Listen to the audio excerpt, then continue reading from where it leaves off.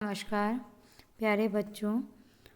हम हितोपदेश का मित्र लाभ पढ़ रहे थे, तो मैं आपको याद दिला देती हूँ हम कहाँ पर चल रहे हैं।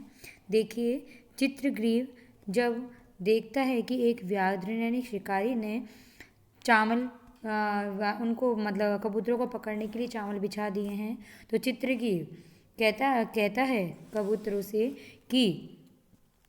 कि मैंने दक्षिणारण्य में घूमते हुए एक वृद्ध व्याघ्र को देखा है, जो अपने हाथों में कुशों को लेकर कह रहा है कि हे पथिको सुनो, ये सोने का कंगन ले लो। तो एक पथिक उसमें क्या कहते हैं, लोभ में आ जाता है और सोने को कंगन के लेने के लिए नीचे उतर जाता है। और फिर व्याघ्र उसके पास सने सने पास आकर उसको पकड़ लेता है और उसको मार डालता है, मतलब मारना चाहता है। तभी वो पथिक सोचता है, तो पथिक सोच रहा है भाग्यवाद का प्रतिपादन करते हुए, से ही गगन विहारी कलमस ध्वंसकारी दश शतक करधारी ज्योतिषां मध्यचारी विदुरपि विधि योगात् ग्रश्यते राहुणा असौ लिखितमपि ललाटे प्रोज्झितुं कै समर्थ है। तो कहते हैं कि से ही गगन विहारी, कहते हैं कि वह गगन विहारी आकाश में विहार करने वाला, कलमश ध्वंसकारी, कलमश यानी कि पाप को, ध्वंसकारी नष्ट करने वाला, दश शत करधारी, दश शत यानी कि हजारों, करधारी यानी कि किरणों को धारण करने वाला, ज्योतिषाम मध्यचारी, ज्योतिषाम यानी कि ग्रह नक्षत्र आदियों के या आदिकों के मध्यचारी, मध्य में भ्रमण करने वाला, विधुरपि, यह चंद्रमा भी, यानी कि असौ विधुरपि, यह चंद्रमा भी, विधि योगात, प्रारब्धवश यानी कि भाग्य के कारण, राहुणा ग्रश्यते, राहु के द्वारा ग्रसित होता है, ही इसलिए निश्चित रूप से ललाटे, मतलब ललाटे, ललाट में जो लिखितम अपि लिख गया है, यानी कि विधाता ने जो हमारे माथे पर लिख दिया है, उसे प्रोज्झितो मिटाने में कै समर्थ है, कौन समर्थ हो सकता है। तो कह रहे कि विधाता ने जो हमारे भाग्य में लिख दिया है, उसे मिटाने में कौन समर्थ हो सकता है। तो दोबारा सुन लीजिए, से ही गगन विहारी, क्यों, और वह आकाश में विचरण करने वाला, विहार करने वाला, कलमश ध्वंसकारी, पाप को नष्ट करने वाला, दश शत करधारी, हजारों किरणों को धारण करने वाला, ज्योतिषाम मध्यचारी, ग्रह नक्षत्र आदिकों के मध्य में विचरण करने वाला, असौ विदुरपि, यह चंद्रमा भी, विधि योगाद, भाग्य के कारण, राहुणा ग्रश्यते, राहु के द्वारा ग्रसित होता है, ललाटे, इसलिए विधाता ने ललाट पर लिखितम जो लिख दिया है, उसे प्रोज्झितो मिटाने में कै समर्थ है, कौन समर्थ हो सकता है। यानी कि व्याघ्र द्वारा पकड़ा हुआ पथिक विचार कर रहा है कि चंद्रमा जो प्रतिदिन आकाश में विचरण करता है, अंधकार को नष्ट करता है, हजारों किरणों को हाथों में धारण करता है, ग्रह नक्षत्र आदिकों के मतलब आदि नक्षत्रों के मध्य प्रतिदिन भ्रमण करता है, ऐसा चंद्रमा भी देव योग से राहु के द्वारा ग्रस लिया जाता है। तो कवि कहते हैं कि चंद्रमा को राहु द्वारा ग्रसित होना ही पड़ता है, इसलिए विधाता ने व्यक्ति के भाग्य में जो लिख दिया, उसे मिटाने में कोई समर्थ नहीं हो सकता। यानी पथिक का कहने का तात्पर्य यह है कि मेरे भी भाग्य में व्याघ्र द्वारा मृत्यु होना लिखा होगा, इसलिए मैं व्याघ्र द्वारा पकड़ा गया हूँ।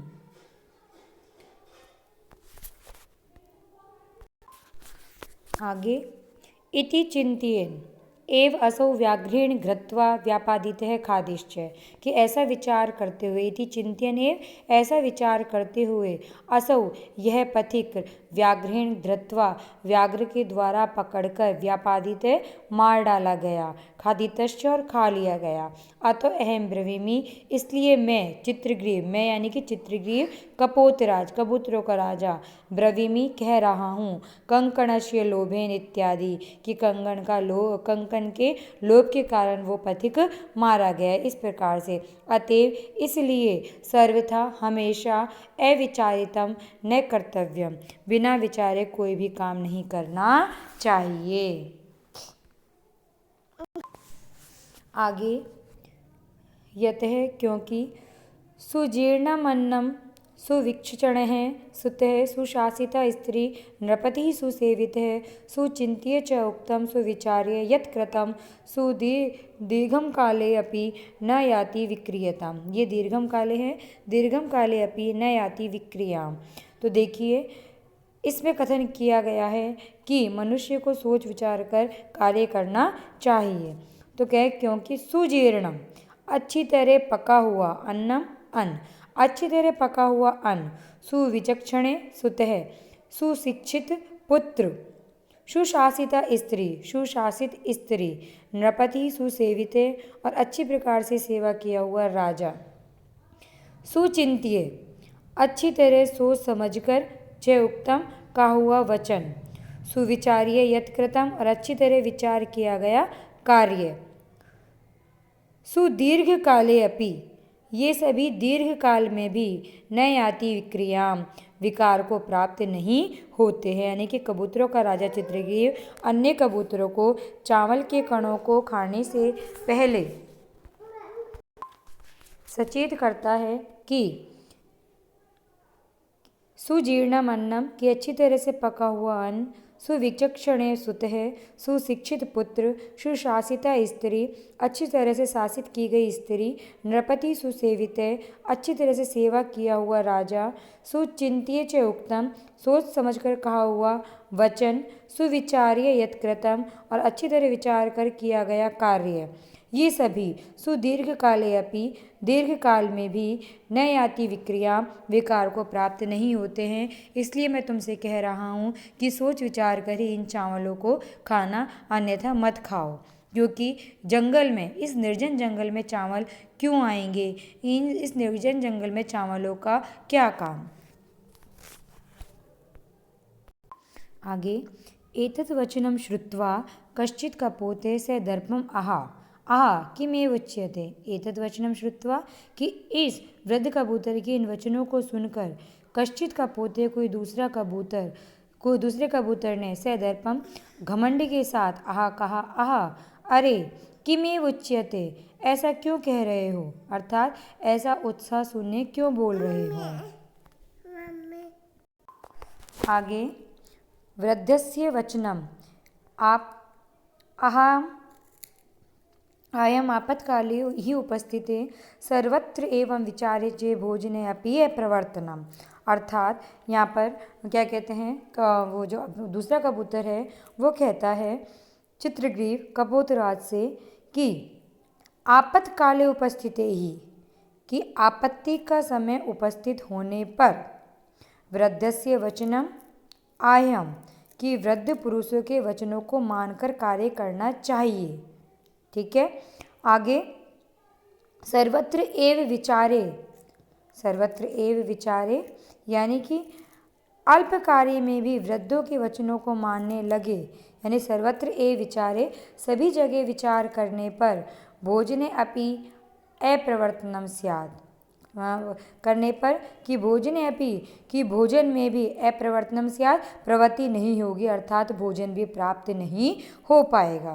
तो दोबारा सुन लीजिए, यहाँ पर नारायण पंडित कह रहे हैं दूसरे कबूतर के माध्यम से चित्रगीत कपोतराज से। दूसरा कबूतर कहता है कि आपत्काले उपस्थिते ही, आपत्ति का समय उपस्थित होने पर, वृद्धस्य वचन आयम कि वृद्धों के वचनों को ग्रहण करना चाहिए, सर्वत्र एव विचारे सति सभी जगह वृद्ध पुरुषों के वचनों को मानने पर, भोजने अपि भोजन में भी अप्रवर्तनम स्यात् प्रवृत्ति नहीं होगी, अर्थात भोजन भी प्राप्त नहीं होगा।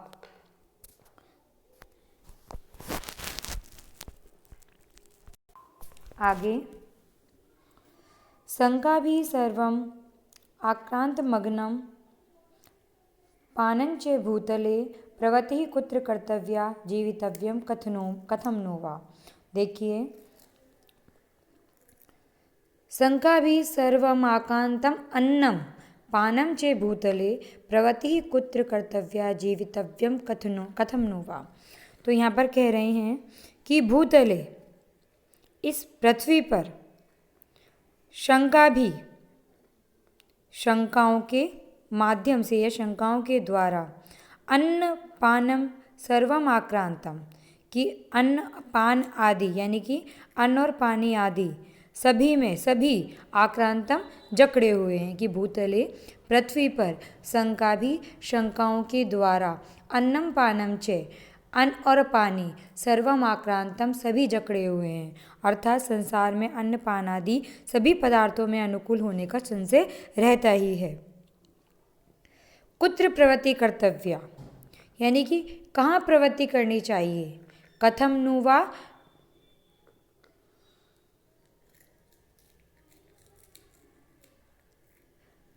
कथम नु वा जीवितव्यम, कहाँ प्रवृत्ति करनी चाहिए। कथम नु वा जीवितव्यम यानी कि कैसे जीवित रहना चाहिए।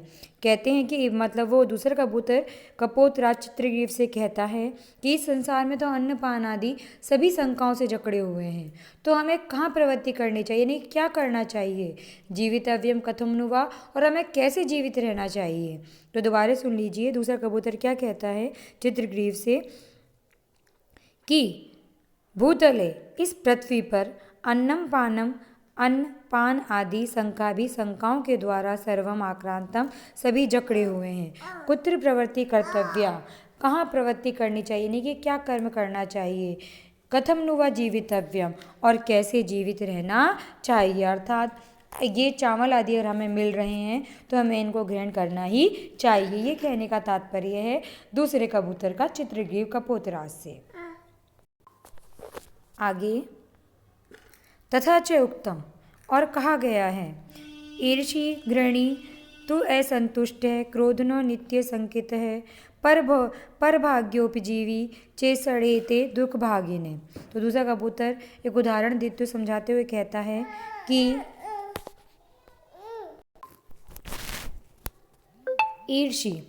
ईर्ष्या करने वाला, घृणितु घृणा करने वाला, असंतुष्ट है संतुष्ट न रहने वाला, क्रोधनो क्रोध वाला, नित्य शंकित है नित्य शंका करने वाला, पर भाग्योपजीवी दूसरों के भाग्य पर जीवन जीने वाला यानी पराधीन जीवन वाला मनुष्य। ये सड़ एते, ये 6 प्रकार के मनुष्य दुख भागिने दुख के भागी होते हैं। यानी कि दूसरा कबूतर कहना चाहता है कि इसलिए हमें शंका से रहित होकर चावल खाना चाहिए।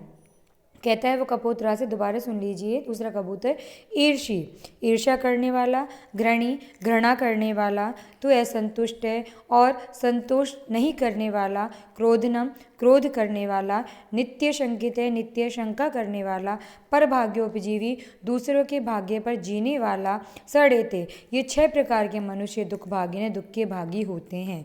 तो कबूतर ये कहना चाहता है कपोतराज से, इसलिए हमें शंका से रहित होकर चावल खाने हेतु जाना चाहिए।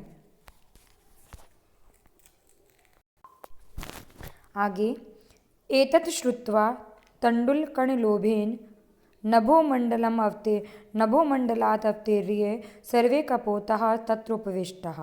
तो कह रहे हैं एतत् श्रुत्वा इन सब बातों को सुन करके, तण्डुलकणलोभेन चावलों के कणों के लोभ से, नभोमंडल से यानी कि आकाश से, अवतीर्य नीचे उतरकर, सर्वे कपोता सभी कबूतर, तत्र उपविष्टा वहाँ चावल खाने बैठ गए यानी कि उस जाल पर बैठ गए।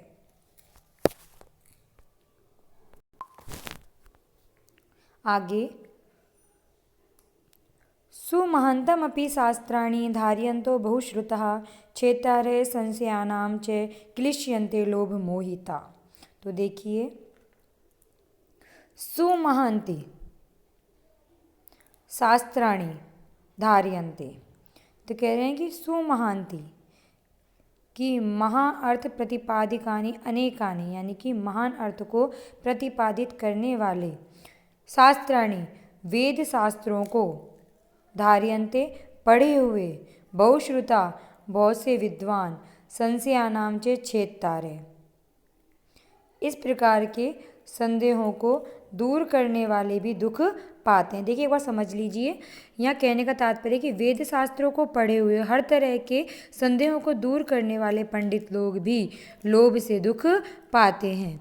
तो देखिए कह रहे कि सुमहानतम अपि, सुमहांति अपि शास्त्राणि कि अनेक प्रकार के महान वेद शास्त्रों को धारयंतो पढ़े हुए संशयानाम च छेत्तारः और अनेक प्रकार के संशयों को दूर करने वाले बहुश्रुतः पंडित लोग भी लोभ मोहिता लोभ के वशीभूत होकर के क्लिश्यंती दुख प्राप्त करते हैं।